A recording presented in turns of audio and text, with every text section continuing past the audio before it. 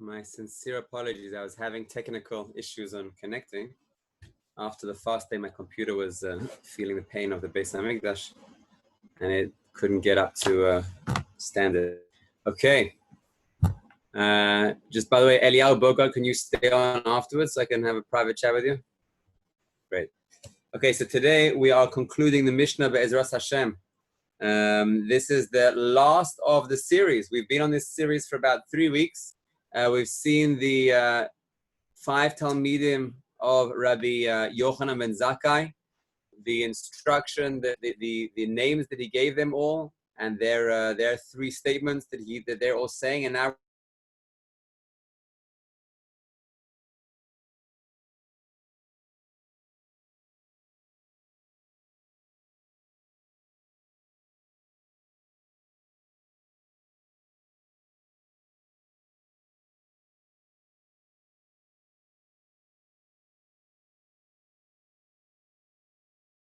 can you see me now? Can you hear me? Okay, so I moved on to my wife's phone. Let's just set that up.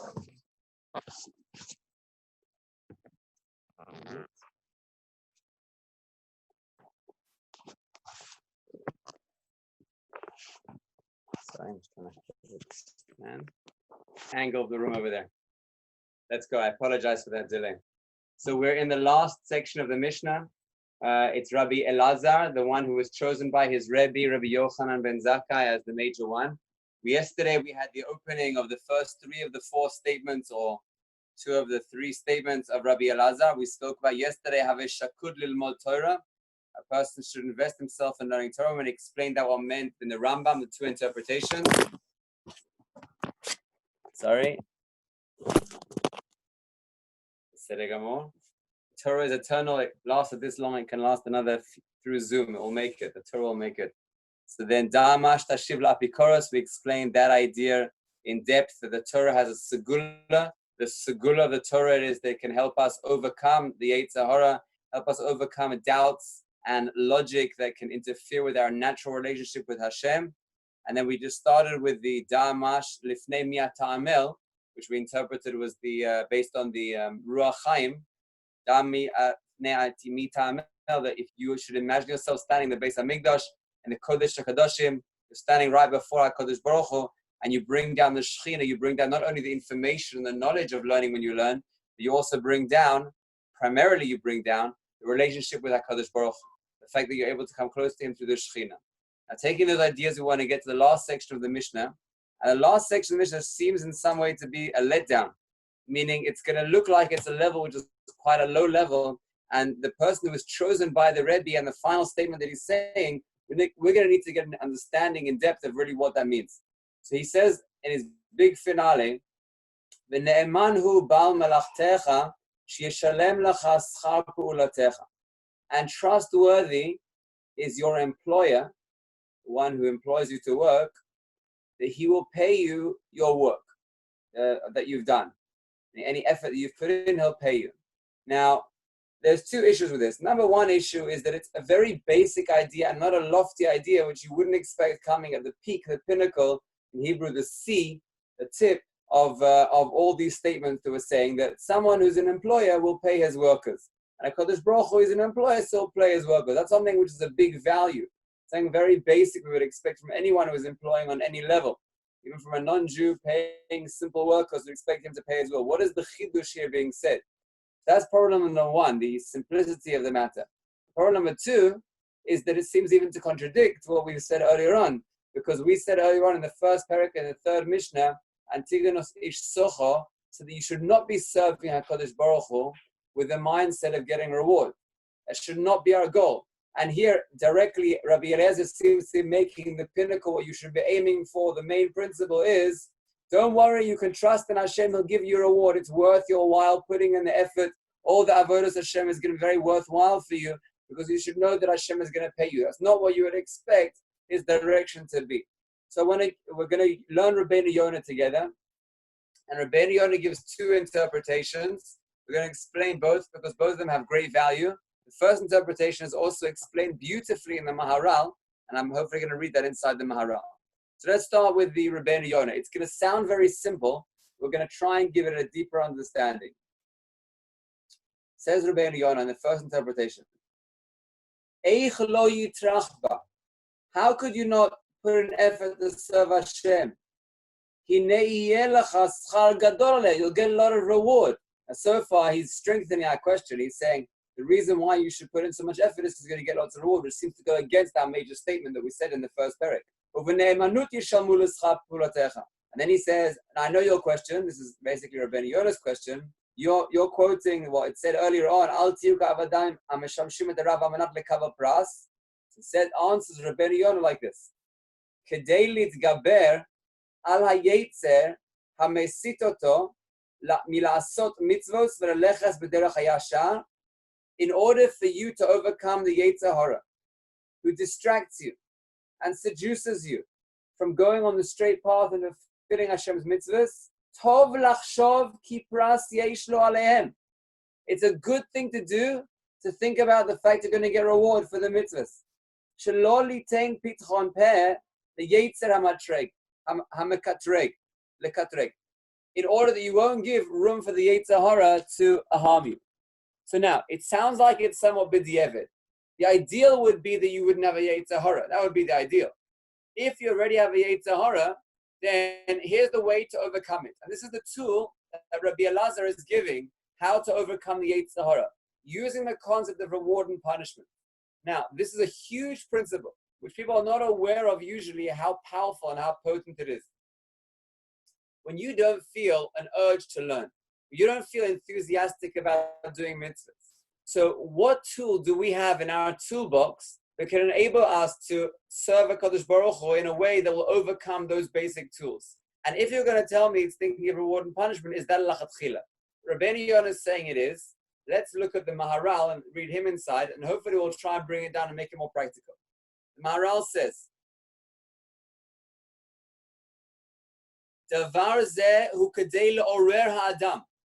This matter is to awaken man. Ki adam bal guf v'chomer. Eino nishma kol kach la'avodas Hashem yisbarach. The nature of man is that he's made up of two parts that we've spoken about in the past. There's the higher element of man, the neshama. There's the lower element of man, a good element, but just lower, which is the body. And our goal is to be in the middle, using them both in service of Hashem. We can't be only serving Hashem with our mind. We have to be also serving Hashem with our body. However, to get the body on board, he won't join us. The body's not interested. And therefore, le'orer ha'adam, shehu bal guf v'chomer, tzarichit ororut. The lachatchila path is that you need to awaken your lower sense of self. Kamo tinok shetzarich hitorut el alimut. It's like a child who needs to be awakened, meaning what the Rabbeinu Yonah is saying is, and what the Maharal is saying is, that all of us have an element of adult and an element of child within us. And we have to always ensure that all of our levels are serving Hashem. If they're not all serving Hashem, then a terrible thing could happen. I don't know if you've ever experienced this, or you know someone in yeshiva who has, but there's a concept called burnout. What is burnout and why does it happen? Burnout is where a person ignores the lower element of themselves. They try to pretend they're not a guf and a neshama, but they're just a neshama. When the lower sense of self says, I have needs, the person says, no, I'm learning in yeshiva now. There's no room for those immature desires and immature needs. And the person tries to focus so strongly from his point of seichel, his point of neshama, his higher sense of self, that he ignores that he is made up of the compound of the two. And he tries to pound learning and pound avodas Hashem without taking into account his sense of self, which is a child. But what we're listening here to the Maharal is saying is that a person always has a child within them. They always have the more bodily element within them. And you have to give that an answer.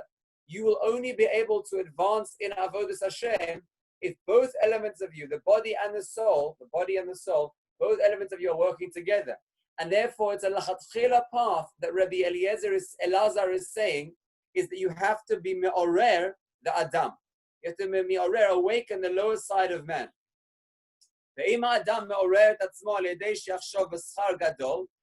if a person does this, where he awakens himself to the lower part, that's lachatchila. But what did we say in the first perek? That was something entirely different. That was saying where a person serves Hashem al manat lekavel pras. And the big difference is that word al manat. Meaning, if your end goal is to get reward, if your end goal is money, if your end goal is honor, if your end goal is the next world, any of those end goals, if you make that your end goal, that is inappropriate. That's why Antigonus Isoch in the first Pirkei was saying, don't serve Hashem al menat lekabel pras. That's the condition. That's why you're doing it. But this Mishnah, Rabbi Elazar, is saying something entirely different. He's not saying you should serve Hashem for reward. If you look at the Mishnah, there was no instruction there. All it was saying was, and this is not just at all, but this is huge, is that if you're not aware that HaKadosh Baruch Hu will give rewards, your body won't be a partner with you. And what happens when you try and work for someone for free? I don't know if you've ever done this, but if you ever volunteer to work for someone for free, you don't have the same sense of willing to invest in it. When you know someone's paying you, you're willing to invest a lot because it's worth your while. When you're not being paid for it, you don't have that same sense of being willing to invest. It doesn't really matter how much you're being paid. It's just the principle that you are being paid causes a person to invest a lot more. And here's another element. What happens when you're not being paid? You think of yourself as more important than them. I'm doing them a favor. They need me. I don't need them. So those 2 points, the fact that you don't put in the effort because you're doing them a favor, and the fact that you don't consider them to be significant because you're doing them a favor, they take away from a person's avodas Hashem. Now, if you're telling me, yes, but ideally you shouldn't be doing it for reward, you're right. We're not doing it here for reward, but this is the tool that we use to ensure that our body is our partner in avodas Hashem. If you don't think of the fact that you're going to be getting some food at the end of the marathon of learning, and if you don't think that you're going to be getting some certificate or title or making a siyum at the end, and that's why it's very important to make a siyum, to give yourself a sense of satisfaction and appreciation for what you've done, to give your body that sense, then you won't have the physical volition to continue. Your mind will say, go, go, go, and your body will say, I can't be bothered, and you won't be able to move forward because you move as a compound. You work with your body and your soul together. So that the Maharal is saying, we're not saying you should work for the sake of reward, but you should create rewards in order to, in a sense, buy out your body or convince your body or awaken your body that it will be a healthy partner with you in your avodat Hashem. And even though you say, but I want to serve Hashem from love, this is love. This is not almanat lekabel pras. This is the way to get to the level of love. And now he connects, the Maharal then connects, and that's why the last phrase in the Mishnah was, you have to know, lifnei mi ata amel.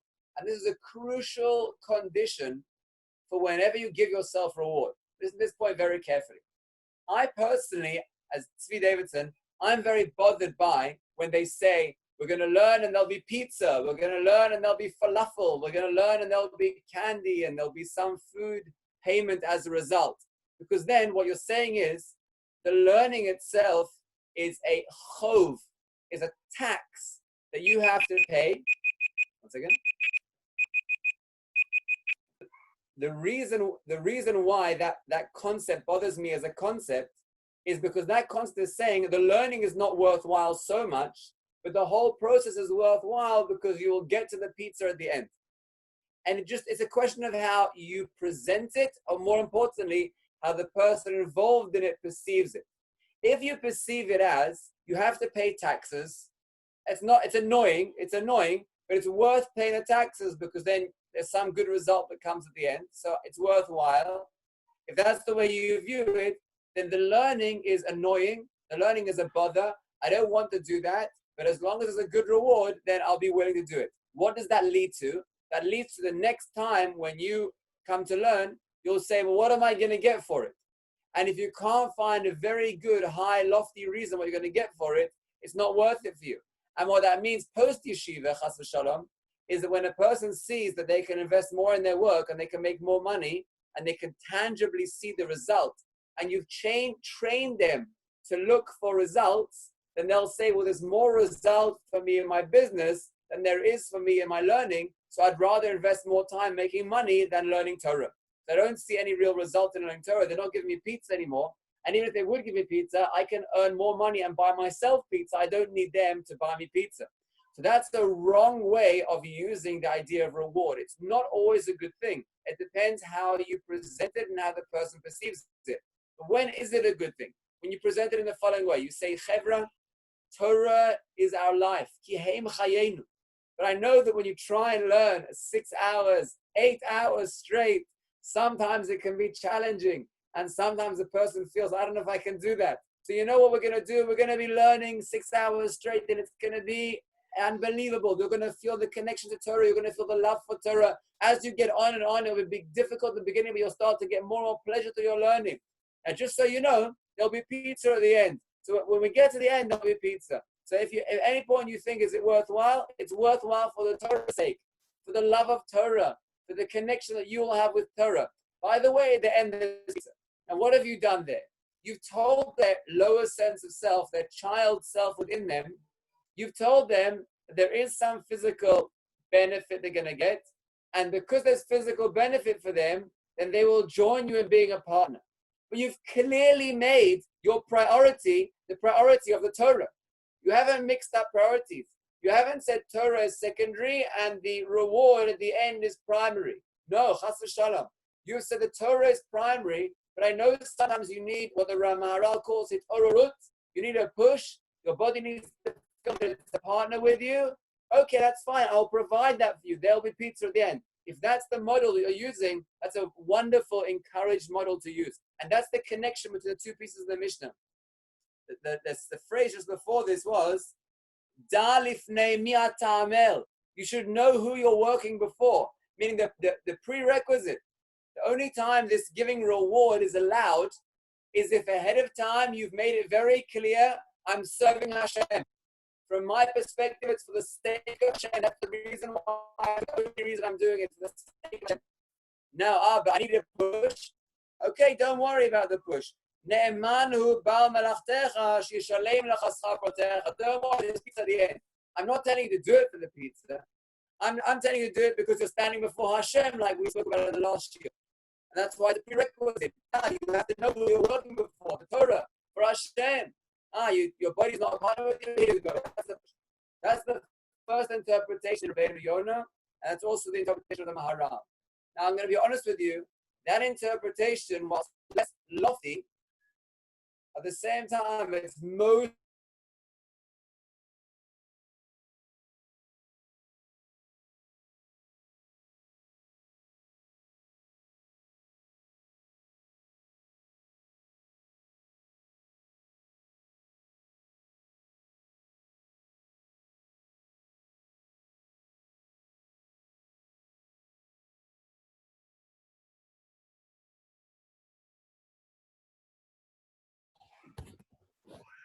Can you hear me now?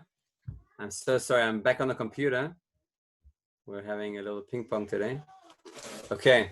So just to sum, so we finished that major point. That was the first way. And what I was just saying, I don't know if you heard me or not, what I was just saying was that way is a more practical, down-to-earth way. It's a way which is a tangible tool that you can use in Avodas Hashem. If you ever feel yourself wanting to learn, but not feeling the power, not feeling the encouragement, not feeling the koach that you have to learn, then you should lachatchila use this tool. And this is the major principle that we're saying. What Rabbeinu Yonah and what the Maharal are saying. You should lachatchila use this tool. Say to yourself, I care about the Torah. I want to keep going. And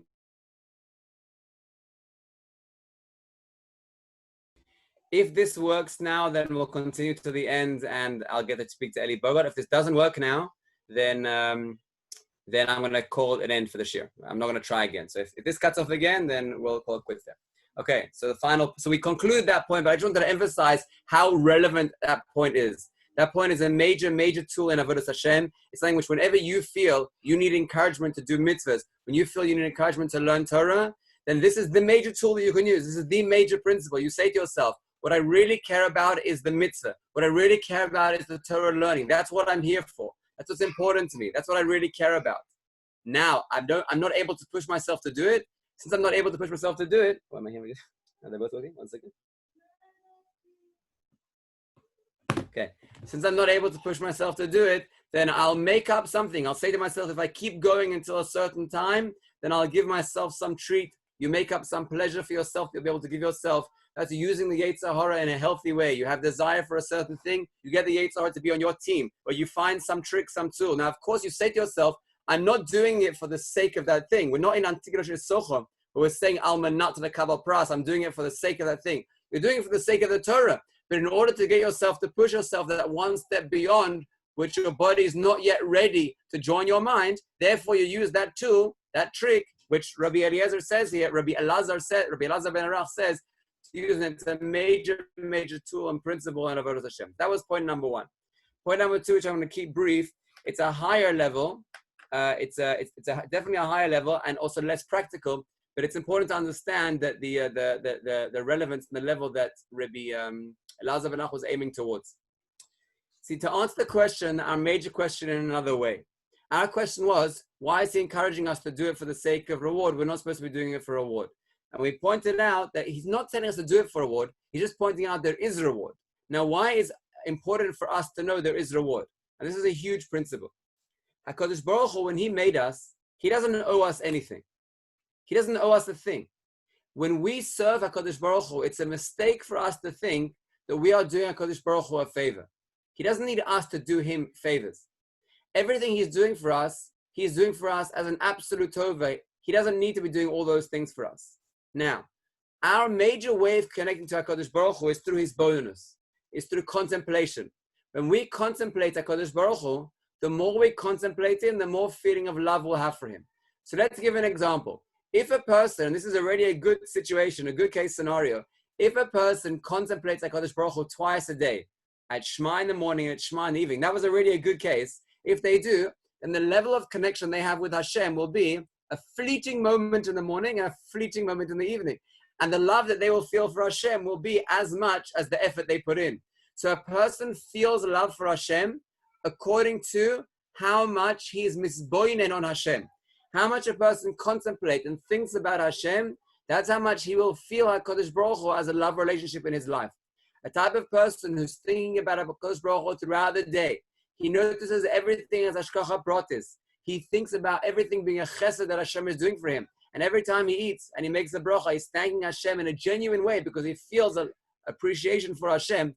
His relationship with Hashem will become deeper and deeper and deeper. Now, it's true that every time you think of Hashem, that it leaves an impression, it leaves an imprint, and that builds and builds and builds. So it's not a waste. If a person thought just for a fleeting second, it's not Chas Shalom that it goes to waste. All those fleeting thoughts do build up and create a relationship with Hashem. You cannot compare that to a person who throughout the day is contemplating Hashem. That's someone who will develop a love relationship with Hashem. So if a person ever comes to you and asks you, my dear friend, my brother, my sibling, my Rebbe, my parents, whoever you are to them, they say to you, how do you feel love for Hashem? The answer is, I think about him the whole day. I'm always thinking about HaKadosh Baruch Hu in all different elements. When good things happen to me, I'm thinking about Hashem HaKaras HaTov. When bad things happen to me, I'm thinking about Hashem and saying, what can I learn from this? My mind goes to Hashem the whole day.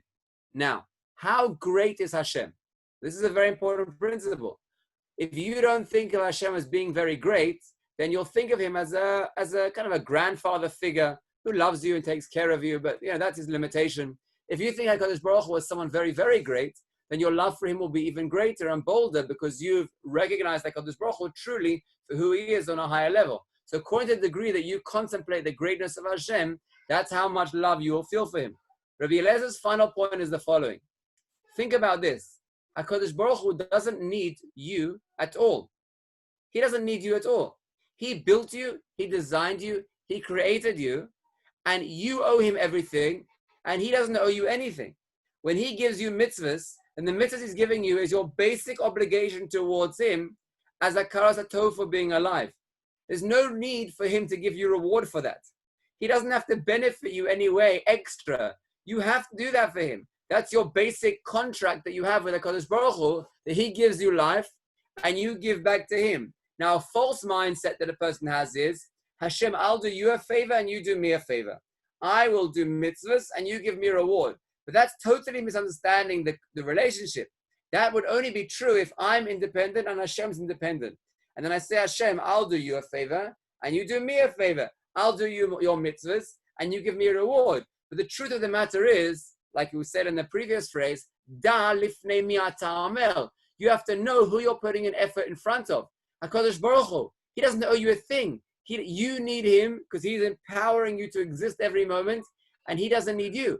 Now, if that's the case, he obligates you to do work, which you have to do, and he doesn't have to give you any reward. And that should be the natural relationship between someone who's empowering you at every minute. If he then goes and gives you a reward, what does that express? That he loves you in a way that's overflowing. His love shows no bounds. Not only does he give you the opportunity to exist in the world, but he's even paying you for it. He's even giving you extra benefit for it. Now, if you contemplate that thought, that's an extra level of contemplation that will bring you to closest to Hashem. So point number one, da lifnei mi'at ha'amel, recognize you're working before Hashem and you have to work for him. He doesn't owe you anything, you owe him everything. That's what you have to recognize. First point, da lifnei mi'at ha'amel. Once you've recognized that, the relationship should be you work for him, he doesn't owe you a penny. And that would express someone who maybe loves you or maybe is treating you as a servant. Could go either way. Could be a relationship of yira. Comes the last phrase and says, no, it's a relationship of ava. Hashem loves you. What's the proof? That even though he doesn't have to give you a reward, but he loves you so dearly that he's giving you extra reward beyond the measure what he needs to do. So the higher level of interpretation of Rabbeinu Yonah, is the second interpretation that he gives, is that it's an expression for you to be misbonen on the chesed Hashem by recognizing that you're not doing it for the reward, chas v'shalom. Just the recognition that you have that there is a reward enables you to see how great Hashem is, how much he loves you. It gives you an extra level of his bonus. As I said, this level is much higher, a little more lofty, and maybe the first interpretation of Rabbeinu Yonah and of the Maharal is more a practical tool for us. However, it's extremely important to emphasize this message because our role in this world is not just to do what we need to do and leave it there. Our role in this world is to take every point and contemplate how that brings us close to Hashem. So when you think of reward, don't think I'm doing it for the sake of reward, but think how awesome HaKadosh Baruch Hu is, how much he loves me, that I'm doing something which I'm basically obligated to do, and he's going beyond the measure, out of his way to give me a reward. So two major principles we learned today, both based on Rabbeinu Yonah. The first was that thinking about reward, don't do it for the reward, just think of the reward. That will encourage your lowest sense of self to join your highest sense of self, and you'll be more encouraged to serve Hashem. That was principle number one of Rabbeinu Yonah. And principle number two is that our main role as Jews is to be contemplating Hashem, be misbonen and thinking about Hashem. The more you contemplate, the closer you'll be. What Rabbi Elazar ben Arachia was adding was that you can contemplate this fact that HaKadosh Baruch Hu acts towards you with chesed. He goes way beyond the measure. Not only does he give you life, but he even rewards you for doing what you anyway need to do. And that helps you recognize how great Hashem's love for you is. Contemplate that and you'll get an even higher level of love towards Hashem. And with that, Chasdei Hashem, we concluded the whole series of Rabbi Yochanan ben Zakkai and his 5 Talmidim. We explained why Rabbi Elazar ben Arach was a Mayan HaMitkaber in the last year. So, Sunday and Monday, Bez Hashem, we'll be doing Rabbi Tarfon, which is a new separate point which comes after these points. And with that, we're finishing the second perek. Eli, stay on the line and have a great night. And have a healthy fast for those who are still fasting. I look forward to seeing you on Sunday.